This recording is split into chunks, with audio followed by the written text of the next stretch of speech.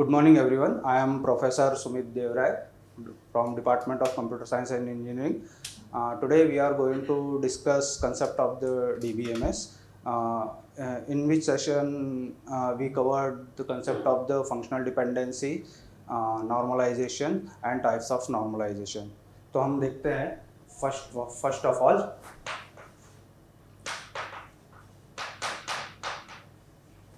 functional dependencies. What is exactly functional dependencies? Functional dependencies denoted by the x tends to y. Here attribute y depend on the attribute x, or attribute x functionally determine attribute y. For example, suppose we consider the query select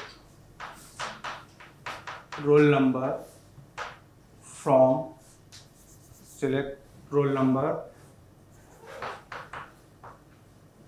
student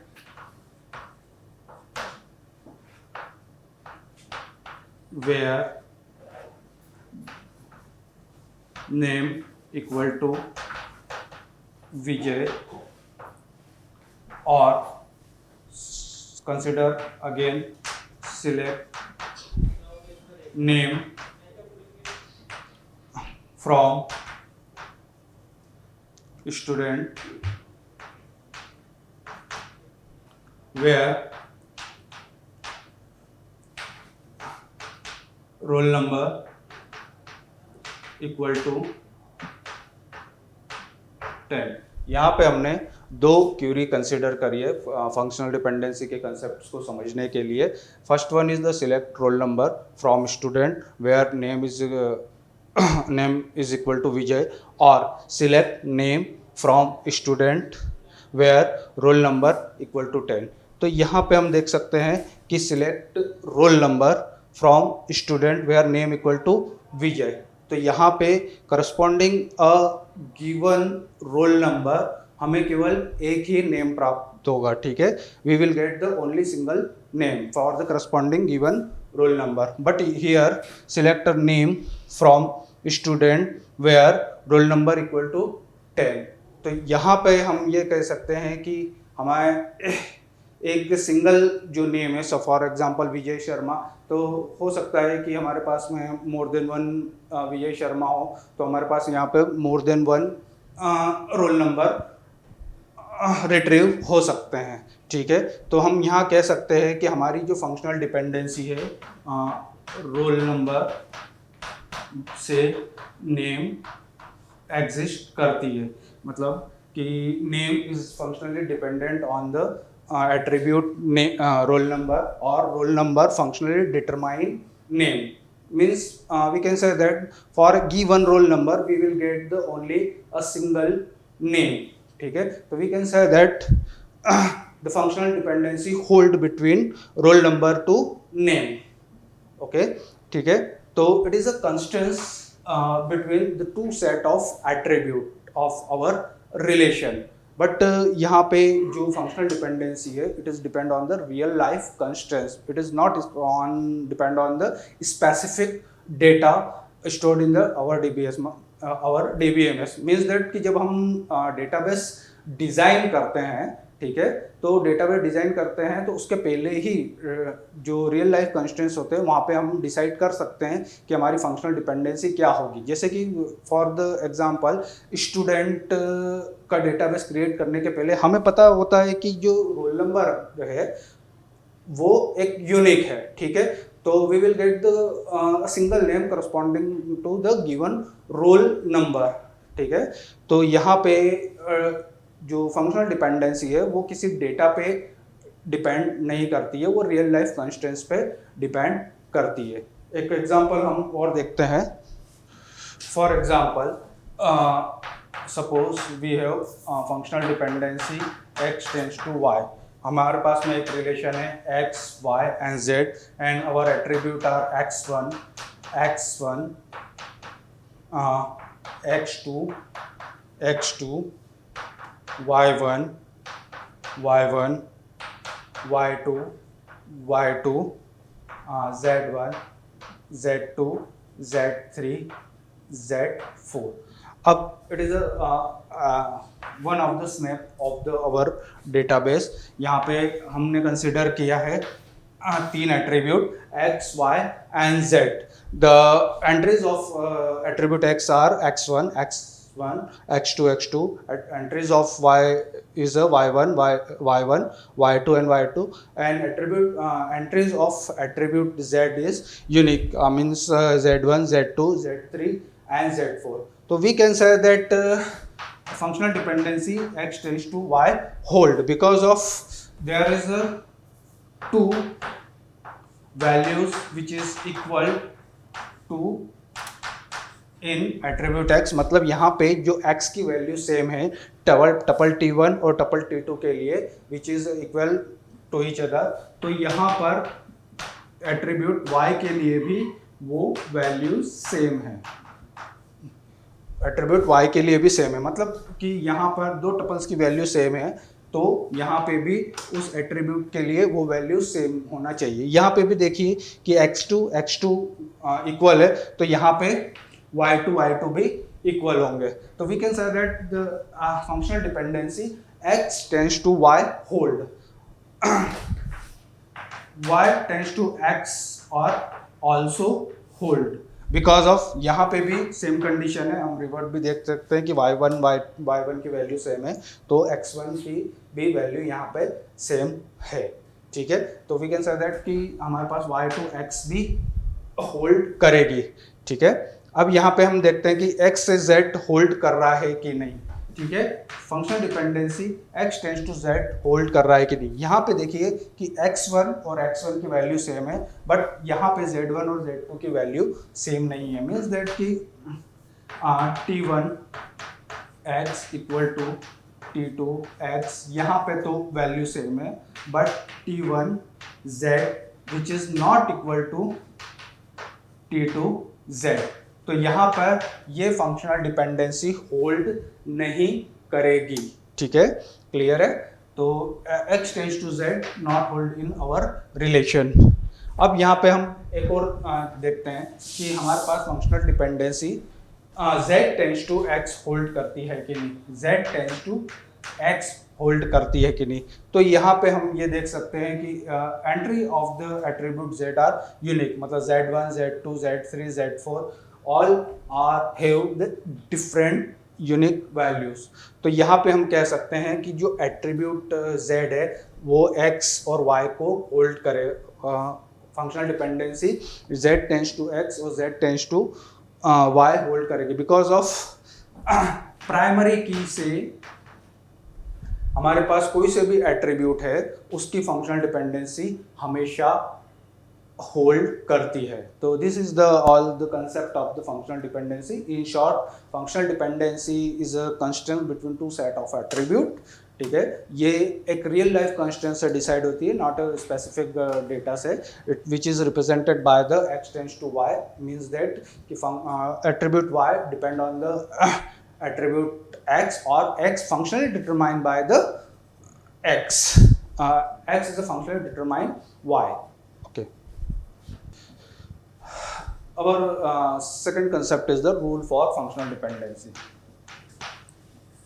Rule for functional dependency. What are the different rule for the functional dependency? Here we will discuss the first one, the reflexivity.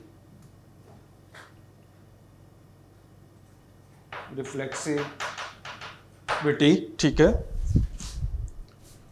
reflexivity rule. So what is a exactly reflexive rule? Reflexive rule said that कि attribute always decide by itself. मतलब हमेशा attribute से खुद की ओर हमेशा functional dependency always satisfy करती है. और we can say that if x tends to y hold then y is the subset of x. This is known as the reflexive rule for the functional dependency. ठीक है, x tends to x always hold और x tends to y hold then y is the subset of the x, ठीक है। Next one is the augmentation rule.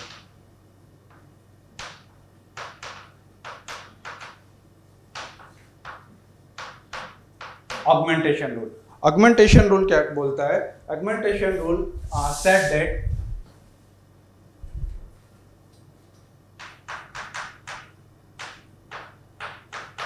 augmentation rule if x tends to y hold, अगर x से y hold करती है तो अगर हमारे पास में कोई एट्रीब्यूट है z, तो we can say that zx tends to zy always hold. मतलब हम ये कर सकते हैं कि दोनों एट्रीब्यूट है x टेंड्स टू y, वहाँ पे हम अगर किसी और एक एट्रीब्यूट जो एट्रीब्यूट z है उसका अगर हम कॉन्केटेनेशन करें तो वो ऑलवेज होल्ड करती है, ठीक है। The third one rule is transitivity.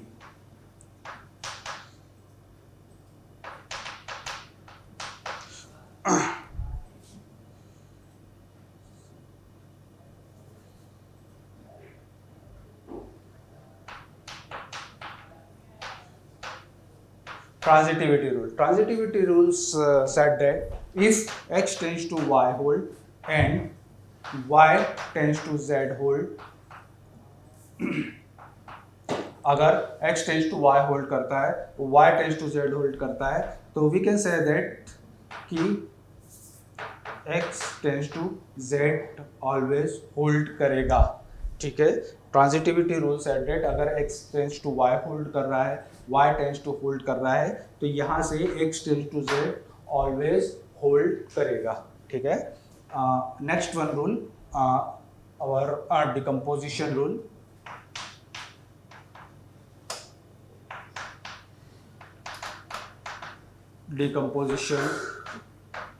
Decomposition rule is said that अगर x tends to y z hold कर रहा है तो हम इसकी राइट हैंड साइड को हम क्या कर सकते हैं, डिकम्पोज कर सकते हैं into separate relation. Means that हम ये कर सकते हैं कि x टेंड्स टू y और x टेंड्स टू z हमारे पास में होल्ड करेगी। We can directly decompose our right hand side rule, मतलब x टेंड्स टू y और x टेंड्स टू z हम मतलब क्या कर सकते हैं, डिराइव कर सकते हैं। तो this is our the decomposition rule. Next one rule is union rule. Union rule is the just opposite of the decomposition rule. अगर यहाँ पे x टेंड्स टू y अगर होल्ड कर रहा है और अगर x टेंड्स टू z अगर होल्ड कर रहा है, ठीक है, तो हम कह सकते हैं कि x tends to y z भी होल्ड करेगा। मतलब we can directly union our right hand side of the functional dependency. तो यहाँ पे हमने क्या किया है, y और z को क्या कर दिया है, यूनियन कर दिया। राइट हैंड साइड को वी कैन इजीली यूनियन हम कर सकते हैं, ठीक है। तो this is known as the our union rule. Then the last rule is the pseudo transitivity rule, our rule 6। This is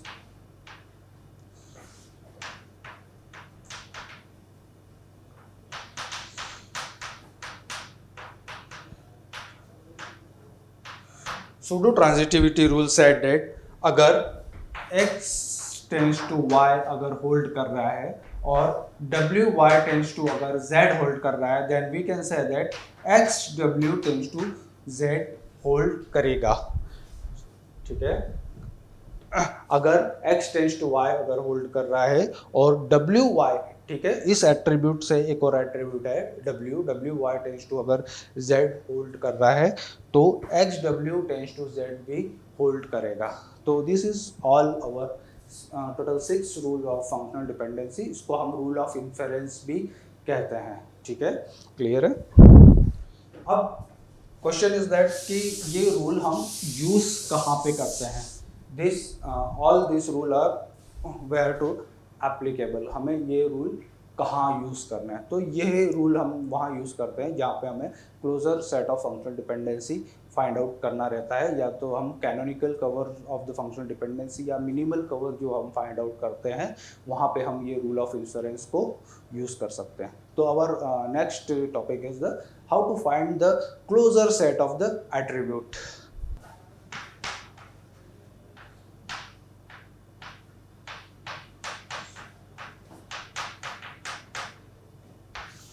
Closure set of functional dependency. How to find closure set of attribute in given functional dependency। तो हमने previous topic में देखा कि functional dependency क्या होती है और उसके डिफरेंट रूल देखे। तो रूल जो हमारे थे reflexivity rule, transitivity rule, pseudo transitivity rule, augmentation rule, union rule and decomposition rule. तो इन सारे रूल्स को हम अप्लाई करके यहाँ पे हम closure set of functional dependencies को फाइंड आउट करते हैं। Suppose we have set of हमें जो गिवन है फंक्शनल डिपेंडेंसी का सेट वो गिवन है, for example A to B, B to C and C to D। This is our set of functional dependency given in our question, and I want to find the closure set of closure set of attribute। तो first of all closure attribute का closure जो है वो हम represent करते हैं A plus से, ठीक है। Closure set of attribute is represented by the A plus, ठीक है। तो इसके क्लोजर के सेट में कौन कौन से एट्रीब्यूट आएंगे ये हम कैसे डिसाइड करेंगे। तो इस पे हम सबसे पहले लगाते हैं रिफ्लेक्सिव रूल। रिफ्लेक्सिव रूल में हमने ये देखा था कि एक एट्रीब्यूट खुद से डिसाइड होता है, ठीक है। मतलब that x tends to x is always hold। तो यहाँ पे A के क्लोजर में खुद एक अपना एट्रीब्यूट आ जाएगा, ठीक है। यहाँ पे क्या होगा, खुद एक अपना एट्रीब्यूट इटसेल्फ A आ जाएगा, ठीक है, with the help of reflexive rule.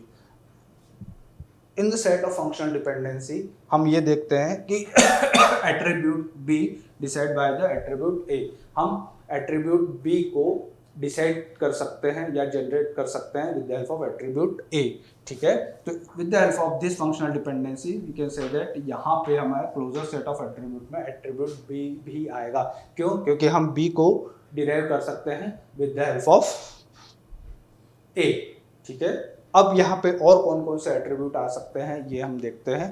तो अब जो अगला एट्रीब्यूट आएगा वो या तो A से डिसाइड कर सकते हैं, हम A से डिराइव कर सकते हैं, B से डिराइव कर सकते हैं, या फिर इनके कॉम्बिनेशन से डिराइव कर सकते हैं, दोनों के कॉम्बिनेशन से with the help of functional dependencies rule. तो हम डायरेक्टली और इनडायरेक्टली, ठीक है, जो भी एट्रीब्यूट हम इसके कॉम्बिनेशन से डिराइव करेंगे वो हम इसमें एट्रीब्यूट के क्लोजर में हम लिख सकते हैं, ठीक है। तो यहाँ पे हम देख सकते हैं कि the attribute C derive from the attribute B। तो हम यहाँ पे एट्रीब्यूट C भी लिख सकते हैं because attribute C is derive from the attribute B। और हम यहाँ पे देख सकते हैं कि अगला एट्रीब्यूट जो हम यहाँ लिखेंगे वो इन तीनों के कॉम्बिनेशन से हम डिराइव कर सकते हैं, ठीक है। तो यहाँ पे हम देख रहे हैं कि एट्रीब्यूट D जो है वो हम एट्रीब्यूट C से भी क्या कर सकते हैं, डिराइव कर सकते हैं। तो हमारा जो closure set of attribute A है, A प्लस है, उसमें जो एट्रीब्यूट आएंगे वो attribute A, attribute B, attribute C और एट्रीब्यूट D, ये चारों एट्रीब्यूट हम क्या करेंगे, क्लोजर सेट में हम डिराइव कर सकते हैं, ठीक है। हम ये देखते हैं next attribute closure set of attribute B क्या होगा। तो हम यहाँ पे देख सकते हैं कि with the help of reflexive rule we can add attribute B itself because of reflexivity rule, okay. And the attribute C derived from the attribute B and attribute D and derived from the attribute C। So we can say that our closure set of attribute B will contain attribute B, attribute C and attribute D। Closure set of attribute C। तो यहाँ पे हम देख सकते हैं कि attribute C itself and attribute D, ठीक है। यहाँ पे हम एट्रीब्यूट C खुद को लेंगे, ठीक है, और वी कैन सी दैट कि यहाँ एट्रीब्यूट D जो है वो हम C से डिराइव कर सकते हैं। Closure set of attribute D, तो यहाँ पे हम देख सकते हैं कि यहाँ पे केवल एट्रीब्यूट डी इटसेल्फ आएगा, हम और कोई रिमेनिंग एट्रीब्यूट जो है वो यहाँ से हम डिराइव नहीं कर सकते हैं। ठीक है, क्लियर है। तो यहाँ पे हम क्या कर सकते हैं, देख सकते हैं कि यहाँ पे जो इसका क्लोजर सेट ऑफ एट्रीब्यूट है वो क्या आएगा, only attribute D. Okay, consider one another example, A tends to B, B tends to C, C tends to D and D tends to A। ठीक है, यहाँ पे हमने एक रूल और जोड़ दिया है जो कि D tends to A add कर रहा है। And suppose I want to find the closure set of functional dependency, तो यहाँ पे एट्रीब्यूट A का जो क्लोजर होगा वो क्या होगा कि यहाँ पे A इटसेल्फ आएगा। ठीक है, हम यहाँ देख सकते हैं कि हम एट्रीब्यूट B को डिराइव कर सकते हैं एट्रीब्यूट A से। Attribute C is derived from the attribute B and attribute D is derived from the attribute C। ठीक है, तो closure set of attribute A will contain attribute A, attribute B, attribute C and attribute D। ठीक है, next one is the attribute closure set of attribute B। so closure set of attribute B will contain attribute B itself, attribute C derived from the attribute B। ठीक है, यहाँ पे हम attribute D को कैसे derive कर सकते हैं, with the help of attribute C। ठीक है, तो यहाँ पे attribute D भी आएगा। एट द लास्ट हम ये देख रहे हैं कि attribute A also can be derived from the attribute D। ठीक है, तो यहाँ पे एट्रीब्यूट A अगेन आ जाएगा, क्योंकि यहाँ पे हमारे पास में लास्ट फंक्शनल डिपेंडेंसी हमने एक और ऐड करी थी। ठीक है, which is called the attribute A is derived from the attribute D। तो यहाँ पे हम एट्रीब्यूट A को क्या कर सकते हैं, डिराइव कर सकते हैं। ठीक है, attribute C। so next one is the closure set of the attribute C। तो यहाँ पे हम एट्रीब्यूट C के क्लोजर में क्या क्या एट्रीब्यूट रखेंगे ये हम देखते हैं। तो attribute C itself, attribute D is derived from the attribute C। okay, next one is the attribute A। attribute A is derived from the attribute D and attribute B is derived from the attribute A। तो हम यहाँ पे again देख सकते हैं कि closure set of the attribute C will contain all attribute of the given relation। okay, clear है। Attribute D, तो closure set of attribute A, B, C, D, A, B, C हमने देखा। यहाँ पे हम देखते हैं कि एट्रीब्यूट D में क्या क्या आ सकता है। यहाँ पे हमने देखा था कि attribute D will contain only the single attribute which is attribute itself, but यहाँ पे हम एट्रीब्यूट जो D का है वो हम फाइंड आउट करते हैं। तो एट्रीब्यूट D के एट्रीब्यूट जो D है उसका जो फंक्शन हमारा क्लोजर है उसमें with the help of reflexive rule attribute D itself होगा। ठीक है, we can see that attribute A is derived from the attribute D। हम एट्रीब्यूट A को क्या कर सकते हैं, डिराइव कर सकते हैं एट्रीब्यूट A को एट्रीब्यूट D से, और A से हम B और C को भी डिराइव कर सकते हैं। ठीक है, तो हम यहाँ देख सकते हैं कि हमारे जो चारों एट्रीब्यूट है, attribute A, attribute C, attribute D, attribute C, इसमें के जो क्लोजर है इसमें सारे एट्रीब्यूट हमारे फंक्शनल डिपेंडेंसीज के, हमारे रिलेशंस के सारे एट्रीब्यूट आ रहे हैं। ठीक है, तो यहाँ पे हमने एग्जांपल देखा, एग्जांपल 1 एंड एग्जांपल 2। तो this is the method how to find the closure set of functional dependencies. अब यहाँ पे एक कंसेप्ट और आता है कैंडिडेट की का। कैंडिडेट की क्या होती है, candidate key is a attribute और the set of attribute which uniquely identify our entity. हमारी एंटिटी को वो यूनिकली आइडेंटिफाइड कर सकती है फ्रॉम अ गिवन रिलेशन ठीक है, हमारे गिवन रिलेशन में जो एंटिटी सेट है वहाँ से एंटिटीज को यूनिकली आइडेंटिफाइड कर सकती है। और हम ये भी कहते हैं कि मिनिमल ऑफ द सुपर की ऑल कॉल्ड द कैंडिडेट की। तो हम कैंडिडेट की को कैसे फाइंड आउट करते हैं वो देखते हैं। तो यहाँ पे हमने दो रिलेशन देखा था।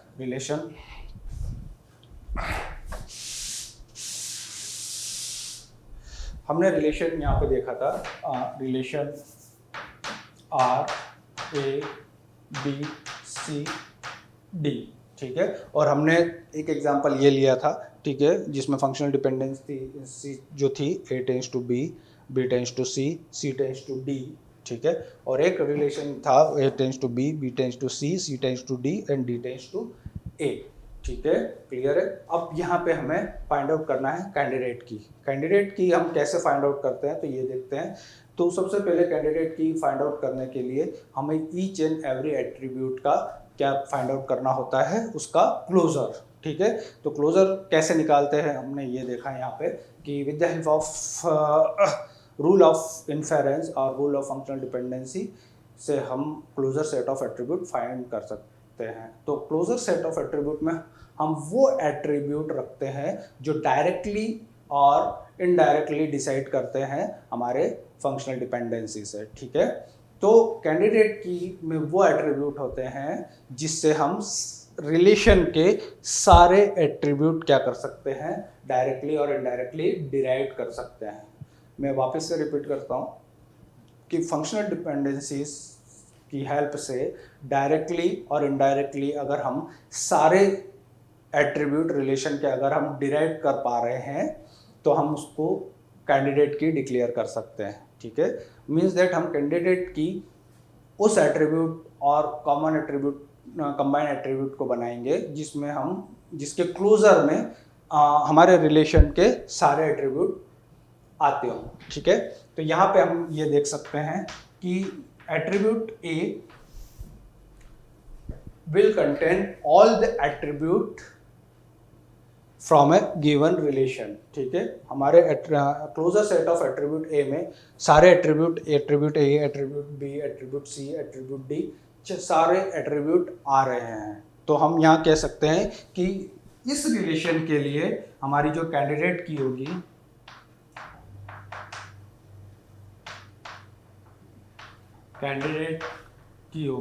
वो होगी एट्रीब्यूट A इटसेल्फ। बाकी हम सारे रिलेशन में जो दूसरे closure set of attribute B, C और D को देखते हैं तो यहाँ पे हम देख सकते हैं कि यहाँ पे सारे एट्रीब्यूट नहीं आ रहे हैं, तो यहाँ पे और कोई कैंडिडेट की नहीं बन सकती है।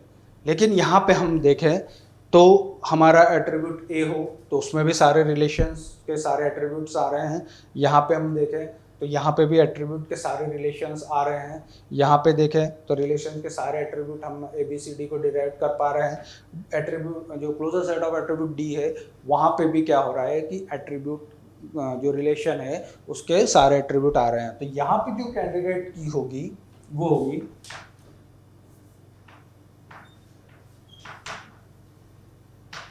कैंडिडेट,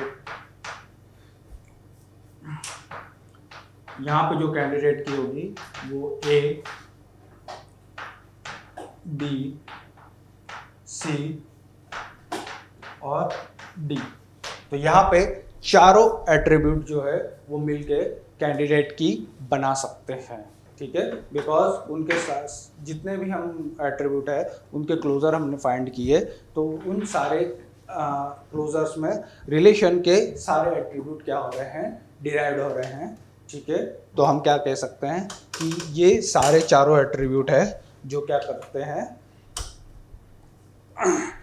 हमारे कैंडिडेट की बना सकते हैं, ठीक है। तो this is the concept of the candidate key and the closure set of attribute. Our next topic is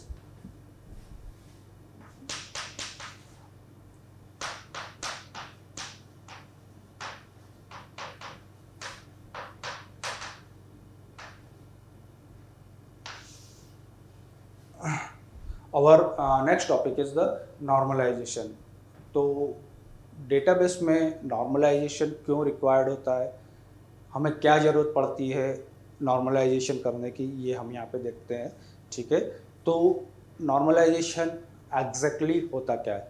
तो first of all, normalization is a process of analyzing given relation based on the functional dependency and primary key to achieve the desirable property, minimize redundancy, first one, and second one is the minimize insertion, deletion and update anomalies, ठीक है। तो यहाँ पे हमने normalisation की definition देखी। I again repeat, normalization is a process, ठीक है, एक प्रोसेस है। किस चीज़ की प्रोसेस है? For analysing given relation. हम क्या करते हैं, एक गिवन रिलेशन को क्या करते हैं, एनालाइज करते हैं। तो नॉर्मलाइजेशन इज अ प्रोसेस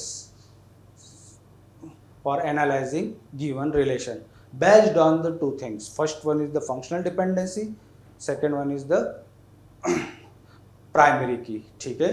तो फंक्शनल डिपेंडेंसी का कंसेप्ट अभी हमने समझा, ठीक है, which is a constant between the two set of attribute and denoted by the x tends to y, which is known as the functional dependency, ठीक है। And second thing is the primary key. Primary key is a attribute or the set of attribute which uniquely identified a particular entity from a given entity set, ठीक है।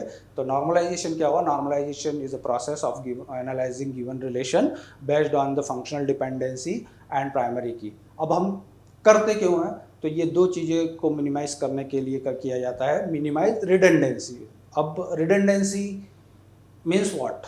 Redundancy मतलब unnecessary repetition of the data, ठीक है। तो redundancy means the unnecessary repetitions of the data, means that अगर हमारे पास में जो डेटा है वो unnecessary repetition में है तो वो unnecessary हमारे लिए प्रॉब्लम क्रिएट करेगा, तो उसको हम redundancy कहते हैं। और इस redundancy के कारण हमें इनकन्सिस्टेंसी होती है। सपोज फॉर एग्जांपल हमारे पास में हम कंसिडर करते हैं कि कोई स्टूडेंट्स ने एडमिशन लिया कॉलेज में और हमारे पास में एक स्टूडेंट सेक्शन में स्टूडेंट की इन्फॉर्मेशन है, ठीक है, और लाइब्रेरी में भी उसकी इन्फॉर्मेशन है फॉर बुक रिगार्डिंग, और एक अकाउंट सेक्शन में भी रिलेशन, मतलब हमारे पास में अकाउंट सेक्शन में भी उसकी डिटेल्स है। अब यहाँ पर हमारे पास में क्या है, सेम डेटा मल्टीपल टाइम है, स्टूडेंट सेक्शन में भी है, लाइब्रेरी में भी है, अकाउंट सेक्शन में भी है, ठीक है। इन एनी केस सपोज कुछ समय बाद स्टूडेंट्स का टेम्पररी एड्रेस चेंज होता है, ठीक है। तो ये डेटा जो है वो सभी जगह पे क्या होना चाहिए, रिफ्लेक्ट होता है। अब अगर ऐसा होता है कि स्टूडेंट ने केवल स्टूडेंट सेक्शन में हमारे पास में इंफॉर्मेशन दी कि वहाँ पे स्टूडेंट का क्या होगा, जो टेम्पररी एड्रेस है वो एड्रेस चेंज किया गया, बाकी जो दो जगह वहाँ पे इंफॉर्मेशन फ्लोट नहीं हुई, तो वहाँ पे एड्रेस चेंज नहीं हुआ। अब यहाँ पे जो रिपीटेशंस ऑफ डेटा था वो क्या हो रहा है, इनकंसिस्टेंट हो गया। मतलब स्टूडेंट सेक्शन में उसका एड्रेस कुछ शो होगा और लाइब्रेरी और अकाउंट में उसका एड्रेस कुछ शो होगा। तो redundancy is the serious problem in our database, ठीक है। Redundancy means repetitions of data. इसके कारण हमारा जो डेटा है it lead to be inconsistent state, ठीक है। मतलब अगर वो जो एड्रेस चेंज है वो या तो प्रॉपर सभी जगह रिफ्लेक्ट होना चाहिए, अदरवाइज वो क्या बताएगा, इनकंसिस्टेंसी बताएगा, ठीक है। Next one is the minimise insertion, deletions and update anomalies, ठीक है। तो हम यहाँ पे देखते हैं कि हमने पहले तो देखा normalization is the process of analysing given relation based on the, first thing is based on the functional dependency and primary key, ठीक है। किस पे बेस्ड है, एफडी और प्राइमरी की।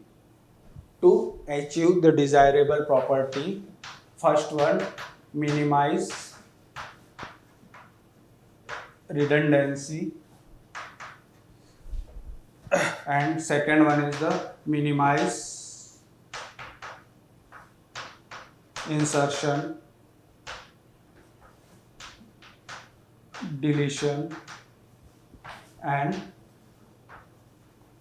update anomalies। तो हमने यहाँ पे रिडंडेंसी देखा कि एग्जैक्टली रिडंडेंसी क्या होती है और रिडंडेंसी के कारण क्या प्रॉब्लम हो सकती है। अब यहाँ पे हम एग्जांपल देखते हैं कि हमारा जो नॉर्मलाइजेशन, अगर हम हमारे डेटाबेस का नॉर्मलाइजेशन नहीं करते हैं या हम उसको डिकम्पोज नहीं कर सकते हैं तो उसमें क्या क्या प्रॉब्लम्स आ सकती है, तो वो हम देखते हैं। फर्स्ट ऑफ ऑल देखेंगे कि क्या होता है exactly minimisation of insertion anomalies, deletion anomalies and update anomalies. ठीक है, तो इसका हम एक एग्जांपल देखते हैं।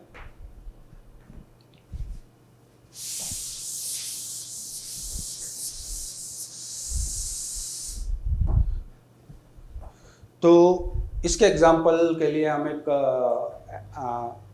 एग्जांपल कंसिडर कर सकते हैं फॉर द यूनिवर्सिटी डेटाबेस, जहाँ पे नंबर ऑफ स्टूडेंट्स एनरोल कर रहे हैं फॉर स्टडीज़, और ये यूनिवर्सिटी डिफरेंट कोर्स प्रोवाइड करती है। ठीक है, जिसमें स्टूडेंट क्या कर सकता है, इनरोल कर सकता है। तो हम यहाँ पे ये कंसिडर करते हैं कि सपोज स्टूडेंट की इंफॉर्मेशन, कोर्स की इंफॉर्मेशन और इस कोर्स में जो ग्रेड्स आई हैं स्टूडेंट्स को, ये सारी इंफॉर्मेशन हम क्या कंसिडर कर रहे हैं कि एक ही क्या है, टेबल में वो स्टोर्ड है। ठीक है, तो फॉर एग्जांपल हम ये लेते हैं कि हमारे पास में स्टूडेंट की इंफॉर्मेशन है। ठीक है, तो यहाँ पे हमारे पास में है रोल नंबर, नेम। ठीक है, यहाँ पे एड्रेस और भी बहुत सारे इंफॉर्मेशन है, उसका फ़ोन नंबर, उसके फादर्स नेम, और भी there are the so many information regarding students, पर हमने यहाँ पे 3 कंसिडर करी है। Course regarding information is the course number, course name, और फॉर एग्जांपल जो यूनिवर्सिटी हमें जो कोर्स प्रोवाइड करवा रही है तो उसका कोर्स नेम है, कोर्स नंबर है, उसका इंस्ट्रक्टर कौन है। ठीक है, उसके बाद में कौन सी बुक्स रिफ़र की जा रही है, ये सारी इन्फॉर्मेशन यहाँ है। तो इसमें से हमने ये 2 इन्फॉर्मेशन कंसिडर करी है। ठीक है, और यहाँ पे हमने एक लिया है ग्रेड्स। ठीक है, और इस टेबल्स को हमने नाम दिया है स्टूडेंट। क्या नाम दिया है, स्टूडेंट्स नाम दिया है। ठीक है, अब यहाँ पे हम एंट्री देखते हैं। सपोज रोल नंबर 1, उसका नाम है विजय। ठीक है, एड्रेस XYZ। ठीक है, कोर्स C1 DBMS और grade A। Student 1 also enrol, नाम same Vijay, course address XYZ, course C2 OS grade B। Student 2 name Rahul, address PQR, course C1 DBMS grade B।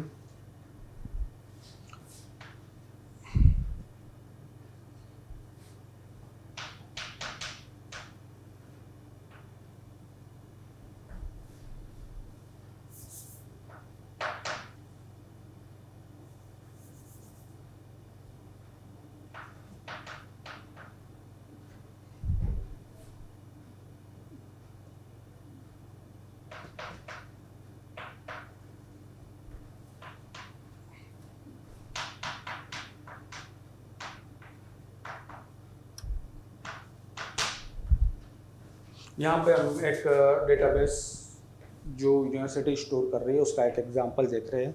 तो यहाँ पे स्टूडेंट 1 जो इसका रोल नंबर नेम है, रोल नंबर 1 है, name विजय।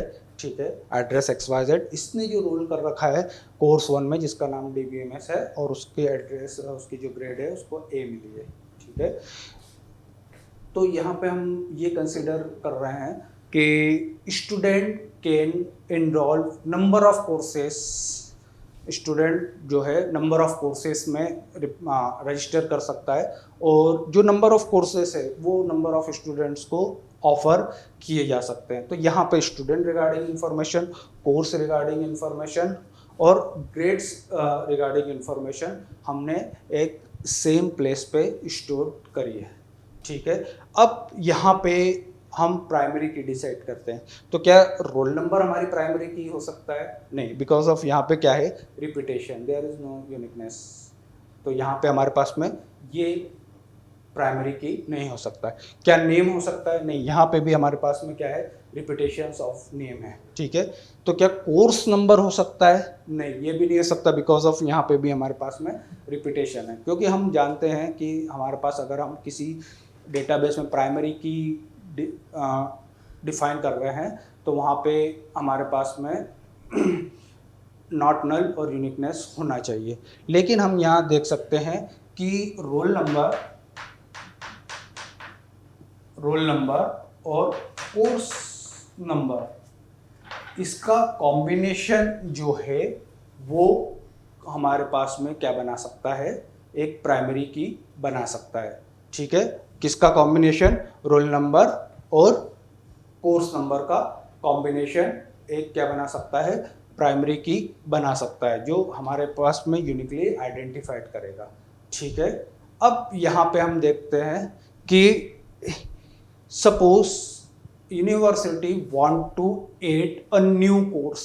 ठीक है। अगर यूनिवर्सिटी को एक न्यू कोर्स हमें ज्वाइन करवाना है या नया कोर्स चालू करना है, जैसे फॉर एग्जांपल नेटवर्क सिक्योरिटी और डेटा साइंस, तो यहाँ पे उसको ऐड करने के लिए, ठीक है, हम जब तक टेबल में एंट्री नहीं कर सकते, जब तक कि हमारे पास में कोई स्टूडेंट उसमें इनरोल नहीं करा लेता। ठीक है। Because of we know that कि अगर हमने कोर्स नंबर और रोल नंबर को प्राइमरी की डिक्लेयर कर रखा है, तो यहाँ पे उसका कोई भी एट्रीब्यूट, कोई भी एंट्री नल नहीं हो सकती, मतलब वो नॉट नल को फॉलो करती है। तो यहाँ पे अगर कोई न्यू कोर्स ऐड करना है, तो यहाँ पे जब तक कोई स्टूडेंट जो है वो एनरोल नहीं करा लेता, तो यहाँ पे कोई भी कोर्स जब तक हम एंट्री नहीं कर सकते।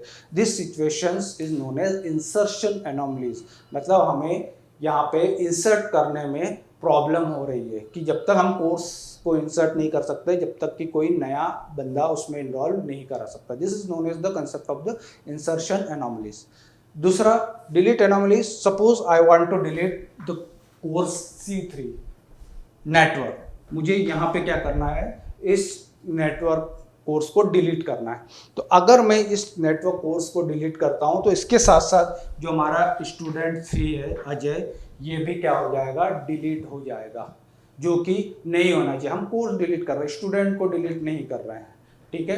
तो this situation is known as the delete anomalies. तो हमें यहाँ पे डिलीशन में भी क्या हो रहा है, प्रॉब्लम हो रही है। ठीक है। Update anomalies. Update anomalies means suppose this database management system converted into advanced database management system। ठीक है। तो ये डेटाबेस की जो इंफॉर्मेशन है, ये बहुत सारे स्टूडेंट्स को ऑफर किया गया है। ठीक है। सपोज हमारे पास में 50 to 60 एंट्रीज है, या more than 100 students are already registered in the course database, और इस डेटाबेस कोर्स को हमने एडवांस डेटाबेस में कन्वर्ट किया है। तो यहाँ पे हमें ईच एंड एवरी एंट्री के लिए हमें क्या करना पड़ेगा, इस इंफॉर्मेशंस को क्या करना पड़ेगा, अपडेट करना पड़ेगा। ठीक है। जो कि हमारे लिए बहुत टाइम कंज्यूमिंग और अनकंफर्टेबल रहेगा कि हम एक सिंगल एंट्रीज को क्या कर रहे हैं, अपडेट कर रहे हैं। तो this is known as the update anomalies. ठीक है। तो ये हमारे पास में क्या था, कंसेप्ट ऑफ द नॉर्मलाइजेशन, कि हमें नॉर्मलाइजेशंस की रिक्वायरमेंट क्यों पड़ती है। तो मैं इसको समराइज करता हूँ कि normalisation is the process of analysing given relation based on the functional dependency and primary key to achieve the desirable property, minimise redundancy, minimise insertion, deletions and update anomalies. चलिए, तो यहाँ पे हमने नॉर्मलाइजेशंस के बारे में देखा। अब यहाँ हम देखते हैं types of normalisation.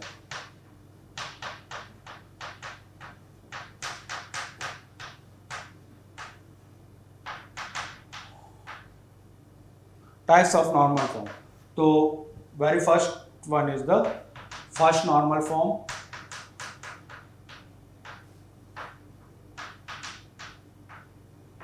second one is the second normal form.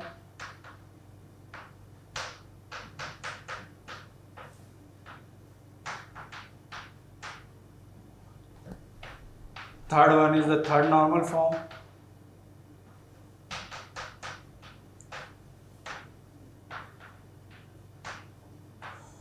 Fourth one is the BCNF. BCNF means Boyce Code Normal Form. Fifth one is the fourth normal form.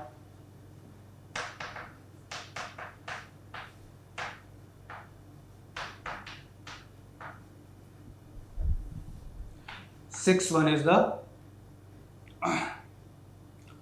fifth normal form.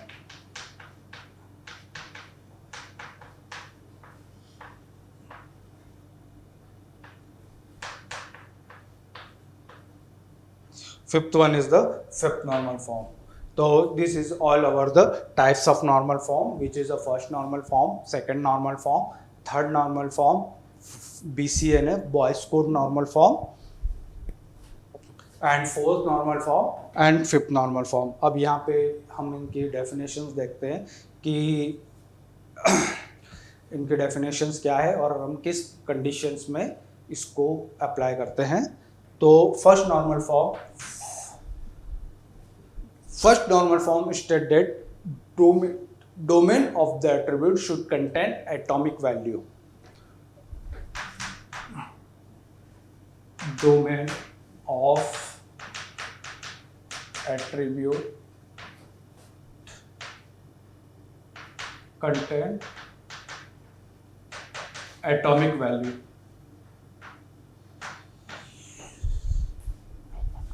First normal form statement of the first normal form said that domain of the attribute should contain atomic value. For example, suppose यहाँ पे हमने एक telephone directory consider करी है. ठीक है, telephone directory consider करी है. तो यहाँ पे हमने क्या लिया है, नेम और फोन नंबर. ठीक है, तो सपोज हमारे पास में एक नेम है विजय, जिसका एक कोई नंबर है 1 2 3. ठीक है, उसका सेकंड है राकेश, उसका कोई दूसरा नंबर है 1 सपोज 2 5 6. इसके पास दो नंबर है लाइक 9 8 2 6. ठीक है, एक और नंबर है. एक कोई और बंदा है अजय, इसके पास और कोई दूसरे नंबर है 7 8 2 6 और यहाँ पे 8 2 5 9. ठीक है, अब यहाँ पे हम देख सकते हैं कि यहाँ पे नेम की एंट्रीज है और यहाँ पे फ़ोन नंबर की एंट्रीज है. ठीक है, तो जब हम ये एंट्रीज को डेटाबेस में या ओरेकल में कहीं पे भी स्टोर करते हैं तो multiple values in a single row is not allowed in our SQL और आवर डेटाबेस. तो ये एंट्रीज अलाउ नहीं होती. मतलब हम सिंगल नेम के corresponding multiple phone numbers store नहीं कर सकते. ठीक है, तो ये हमारा जो टेबल है वो फर्स्ट नॉर्मल फॉर्म में नहीं है. इसको फर्स्ट नॉर्मल फॉर्म में कन्वर्ट करने के लिए हमें क्या करना पड़ेगा, यहाँ पर इसकी एंट्रीज को थोड़ा सा चेंज करना पड़ेगा. मतलब यहाँ पे थोड़ा सा इंफॉर्मेशन क्या होगी, रिपीट होगी. लाइक राकेश 9 8 2 6, फिर अजय 7 2 5, फिर Ajay 8 2 5 1. Now the domain of attribute, मतलब जो डोमेन ऑफ एट्रीब्यूट मीन्स कि ये जो फ़ोन नंबर है हमारा एट्रीब्यूट है, इसमें जितनी भी एंट्रीज आ रही है उसको हम क्या बोलते हैं, डोमेन ऑफ द एट्रीब्यूट. ठीक है, तो now this domain of the attribute contain unique and single value. तो हमारे पास में इसका स्टेटमेंट था कि domain of the attribute should contain atomic value. तो जो भी बाय डिफ़ॉल्ट टेबल्स हमारे डेटाबेस में स्टोर्ड होती है, either Oracle, SQL, my SQL, वो डिफ़ॉल्टली क्या होती है, फर्स्ट नॉर्मल फॉर्म में. Now the definition of the second normal form state that every non-prime attribute must be fully function dependent on the candidate key of R. Every non-prime attribute must be fully functional dependent on the candidate key of R.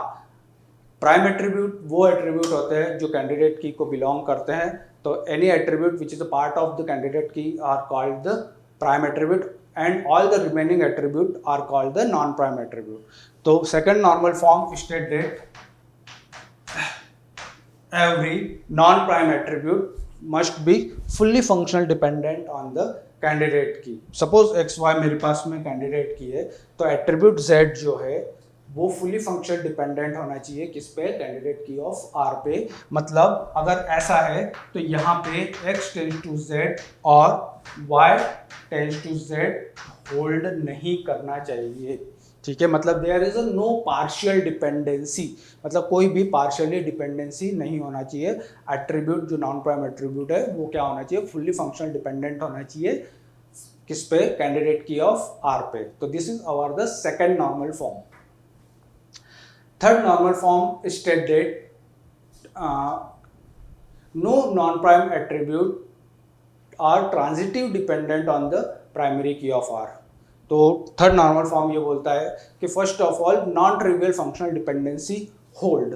Non trivial functional dependency hold मतलब x tends to, अगर z hold कर रही है, ये non trivial जब होगी मतलब z is a not a subset of x, z is a not a subset of x. ठीक है, non trivial functional dependency hold मतलब z x का सबसेट नहीं होना चाहिए. और no non prime attribute transitive dependent on the candidate key of R. मतलब कोई भी ऐसा रिलेशन, कोई इंटरमीडिएट एट्रीब्यूट है y और y से कोई एट्रीब्यूट z, ये होल्ड नहीं करना चाहिए. This is known as our third normal form. Okay, ठीक है, तो कोई भी हमारे पास में थर्ड मतलब ट्रांजिटिव डिपेंडेंसी नहीं होना चाहिए. ठीक है, this is our known as our third normal form. Next one is a BCNF. BCNF is a boys code normal form. Boys code normal form state that non-trivial functional dependency hold in our relation R and X must be the super key of R. Means that X tends to Y hold. Y is a non-trivial functional dependency, मतलब यहाँ पे इसका कोई subset नहीं है. X non-trivial functional dependency hold in our relation R and X must be the super key of R. X must be super key of R. X must be the super key of R. X को क्या होना चाहिए, super की होना चाहिए. ठीक है, so in our real life situation practical implementation में हम up to third normal form तक हम अप्लाई करते हैं. ठीक है, थर्ड नॉर्मलाइजेशन तक हम हमारी एक्चुअल प्रैक्टिकल इम्प्लीमेंटेशन में टेबल को डिकम्पोज करते हैं. इसके बाद हम कोशिश करते हैं कि BCNF और आगे हम नहीं जाए. बिकॉज ऑफ BCNF के कारण रिडंडेंसी जीरो हो जाती है. अगर रिडंडेंसी जीरो हुई तो हमारा जो रिलेशन है वो इतने नंबर ऑफ टेबल में डिकम्पोज हो जाता है कि हमें उसमें रिलेशन मेंटेन करना और इन्फॉर्मेशन रिट्रीवल करना क्या हो जाता है, प्रॉब्लमेटिक हो जाता है. इसलिए हम BCNF तक कोशिश करते हैं कि नहीं जाए, कि BCNF के कारण रिडंडेंसी जीरो हो जाती है. ठीक है, next one is the fourth normal form and fifth normal form. Fourth normal form based on the multi valued functional dependency.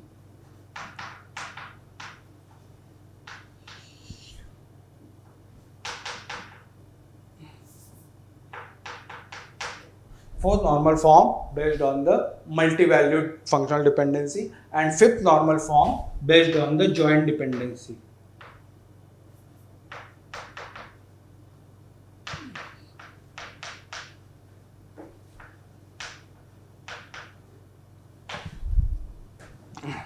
तो ये थे हमारे पास normal form and their definition. So आज के लेक्चर में हमने ये देखा concept of the functional dependency, rule of inference, rule for the functional dependency, how to find the closure set of functional dependency, and the process of normalization, why normalization is required, and the types of normal form and their definition. Thank you.